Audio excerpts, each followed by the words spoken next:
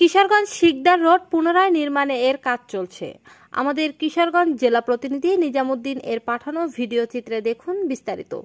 কিশোরগঞ্জ সদর উপজেলা যশোদল ইউনিয়ন ১ নং ওয়ার্ড কাটাখালী বাজার এর পাশের রাস্তাটিতে চলাচল করতে চরম ভোগান্তির শিকার হতে হতো এখানকার লোকজনের, বিশেষ করে অসুস্থ রোগীদের। রাস্তা ভাঙাচোরা থাকার কারণে অ্যাম্বুলেন্সে করে যেতে নানা সমস্যার সম্মুখীন হতে হতো। গ্রামবাসীর প্রচেষ্টায় রাস্তাটিতে এখন সংস্কারের কাজ চলছে। গ্রামবাসীরা জানায় এই সড়কটিতে দিনে প্রায় ২ থেকে ৩০০টি গাড়ি চলাচল করে। তাছাড়া শহীদ নজরুল ইসলাম মেডিকেল কলেজ হাসপাতালের রোগীদের এই রাস্তার মাধ্যমে অতি সহজেই নিয়ে আসা যায়। তাই দ্রুততার সাথে রাস্তাটি সংস্কার করার জন্য জোর দাবি জানান এলাকাবাসী।